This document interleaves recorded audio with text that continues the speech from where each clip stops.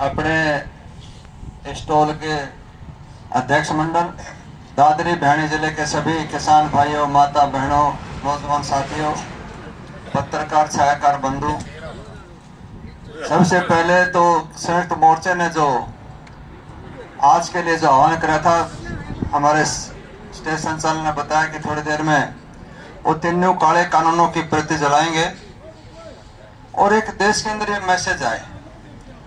जिस प्रकार सरकार कह रही है कि इसके अंदर बहुत बड़ा फायदा है, नजदीक से सारा सौदा पढ़ने के बाद में मैंने तो विधानसभा में कहा था, कोई एक आदमी भी कोई बहस करना चाहता हो, पूरे विधानसभा के अंदर कोई एक पैसा किसान का इस तीनों कानून में फायदा गणा दो, चाहे 2 मिनट भी पर रिजल्ट लिखवा लो, लेकिन इसमें कोई दम नहीं है।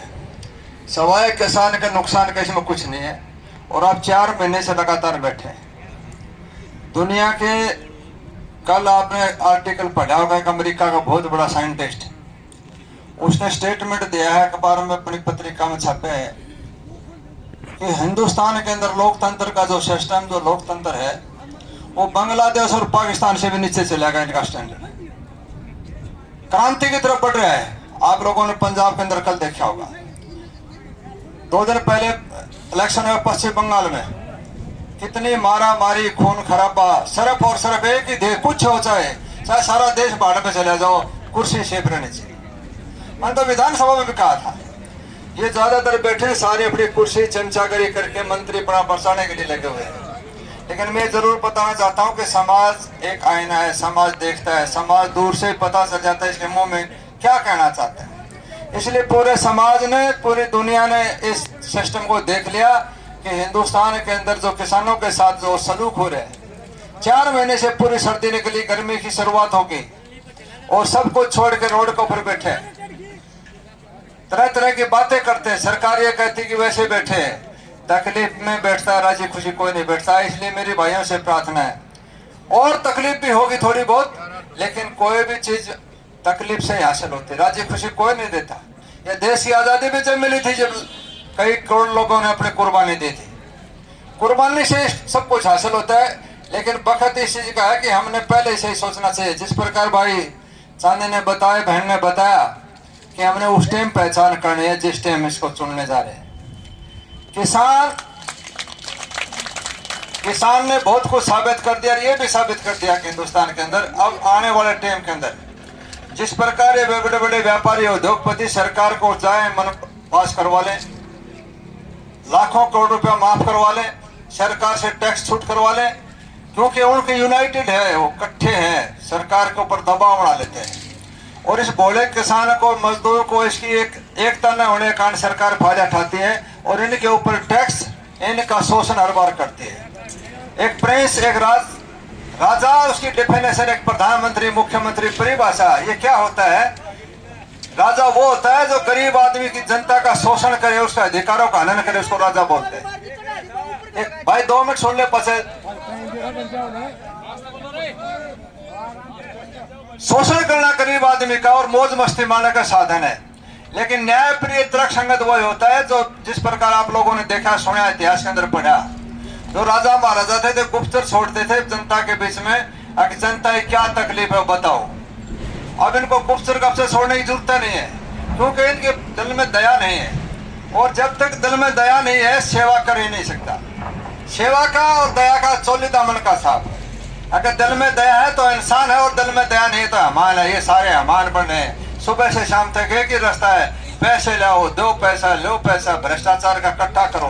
कितना इकट्ठा करें, कहाँ ले जाएंगे, मुझे तो समझ में नहीं।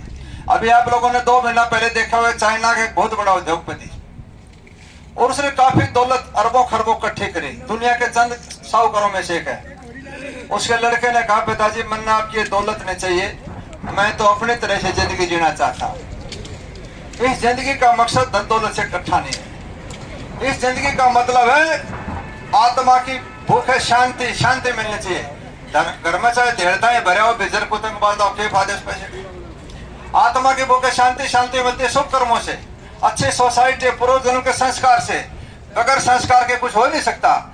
और जो कर्म द्वारा पूंजी भोगने के लिए आदमी आता है, उसके पिछले अकाउंट के अंदर जिस प्रकार कंप्यूटर के अंदर आप इंटरनेट और कंप्यूटर के अंदर अरबों खरबों का हिसाब किताब रहता है, जिसने इंसान को बड़ा सा कंप्यूटर कैसा होगा। आदमी भूल में सोता है, जो तो कुछ कर रहा है, ऐसे उल्लू की रात जगती रहे जिस प्रकार ये सरकार वाले सोच रहे हैं।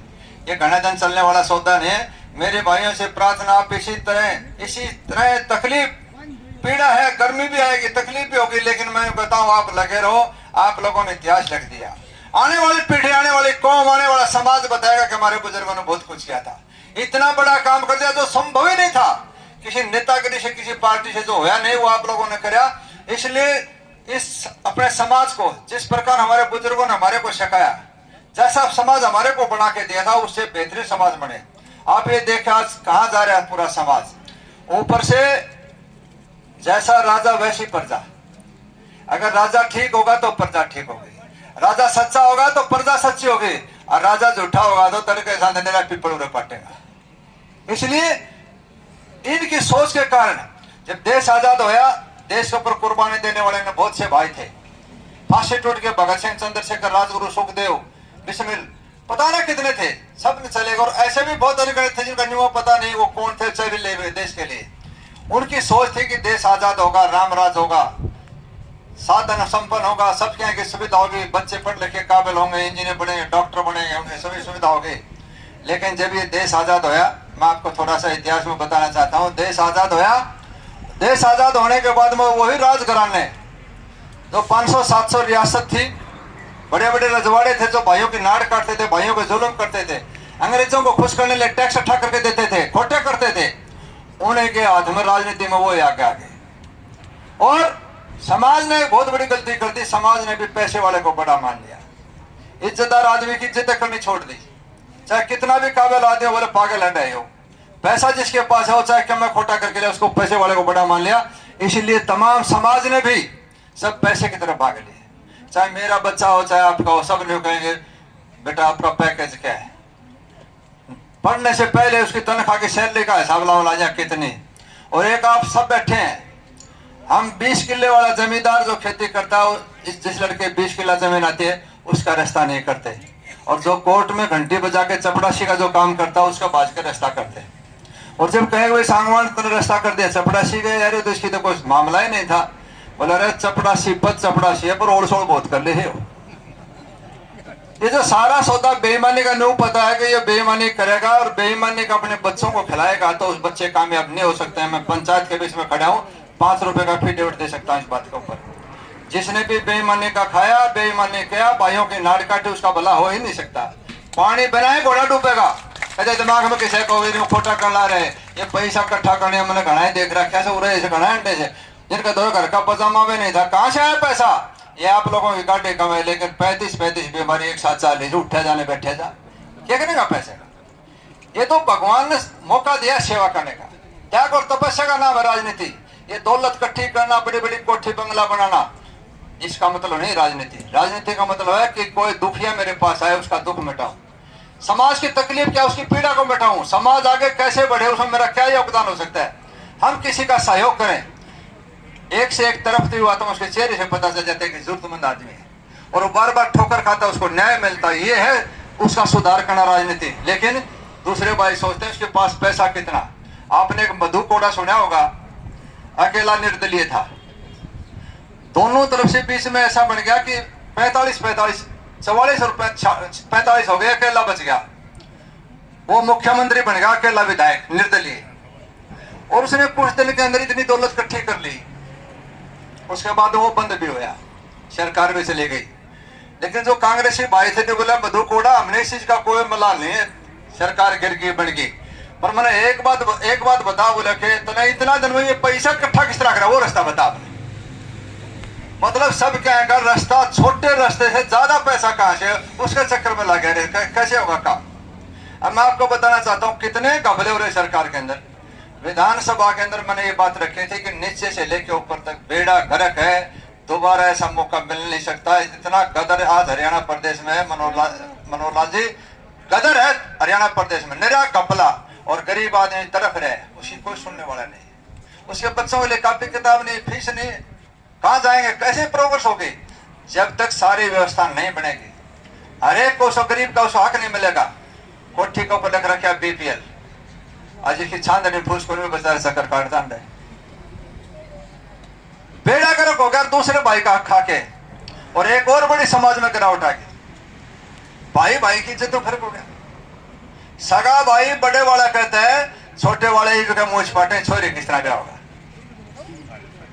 चाहे भाई छोटला ही पाट की बस नहीं बच नहीं, या गिरावट समाज के अंदर आ गई। तो इस मसब का यह भी कर्तव्य बनता है, एक बेहतरीन समाज सब भाई मिलके एक दूसरे के सुख दुख, दूसरे की पीड़ा को अपनी पीड़ा समझ के सब भाइयों को गले से गले लगा के, और मैं तो हर सभा में कहता हूँ, हम 36 बिरादरी के एक कसम खा लो, प्रेरणा ले लो, चाहे कोई कुछ कहता रहो, छोटी मोटी बात हो उसको भी हजम कर जाओ कि भाई हम एक भाई। अगर ये जाति पाति खत्म होगी तो बेड़ा पार हो जाएगा। अनाया नौबत बैठी रहेगी। एक ओपी बब्बर था बीजेपी का दिल्ली में, उस टाइम मैं दिल्ली पुलिस में नौकरी करता था, तो उसके साथ मैं भी 5-7 महीना बॉडीगार्ड जैसे सरकार देती है, मैं भी उसके साथ था। तो एक जनसभा आगे माता चैरिटेबल काला वाले चैरिटेबल हॉस्पिटल है, माता चंदन देवी चैरिटेबल हॉस्पिटल जनकपुरी में, वह दुनिया भर की घोषणा कर दी। मुख्यमंत्री वो आ रहा था, खुराना भी आ रहा था, जो संभव ही नहीं थी। जब हम गाड़ी में बैठ के चल पड़े तो वो बब्बर पंजाबी था। मैं बोले बब्बर साहब एक बात बताओ, बोले कि मुझे इतनी झूठ बोल दिया, कोई सरेसर वाली बात है, मुझे हो तो कहा नाराज, पर मुझे हो तो हुई, मेरी बात मन में आगे तरह कह दी। ये कब तक चलता रहेगा सिलसिला? ये बोले जब तक चलता रहेगा, जब तक चलता है, जब तक हमारी चल इधर चला रहे। तो ये जाति पाति का जहर घोल के भाईचारे को काट के जाट नॉन जाट ब्राह्मण धोबी तेली मणियार इसमें उल्लू की रात जग रही है। जिस टाइम मौका है, चाहे कोई किसी भाई को भी सुने, कोई जरूरी नहीं, हर एक को लोकतंत्र के तरीका है, काबिल आदमी हो, जिसके दिल में दया हो, जिसको इंसानियत हो, जिसको समाज का ज्ञान नहीं, जिसको समाज का ही ज्ञान नहीं, उसको कुछ नहीं पता। तो समाज का और गहराई तक ज्ञान हो, और जिसको ये भी पता हो कि हम इंसानियों निभाए कुछ कर्म करने के लिए आए, कि आने वाली पीढ़ी याद रखे, कुछ ऐसा कर्म करके जाए, और दुनिया के अंदर इस हल्के का, इस समाज का भला हो। काबिल आदमी को चुनेंगे तो संस्था बनेगी, बच्चे पढ़ लिख आगे बढ़ेंगे, देश मजबूत होगा, शक्तिशाली बनेगा। 75 साल के बाद भी पीने के लिए पानी नहीं, 75 साल के बाद भी बिजली नहीं है, स्कूल नहीं है, स्कूल है तो स्टाफ नहीं है, स्टाफ है तो बच्चे नहीं है, उल्टा खेल सारा होता। और कह रहे हैं बहुत बड़ी प्रॉब्लम। एक बिल्ली ने मुश्ते से कहा, बोले बेटा इसके दीवार का हाथ लगा के आ। बोले के बात मुझे? बोले इतना नाम दे। बोला मुझे दूरी कम है, नाम ज्यादा है, कम शक लगा मैंने। ये जो झूठा आश्वासन देते ना, ऐसे करेंगे वैसे करते, इसमें सारा फर्जीवाड़ा है। बेहतर जाके देखेंगे तो कुछ भी नहीं है, बगैर रिश्वत का कोई काम भी नहीं होता। इसलिए जागरूक होना भी बहुत जरूरी है, समाज में भी जागना पड़ेगा और उस बुराई को रोकने के लिए अपना योगदान देना पड़ेगा।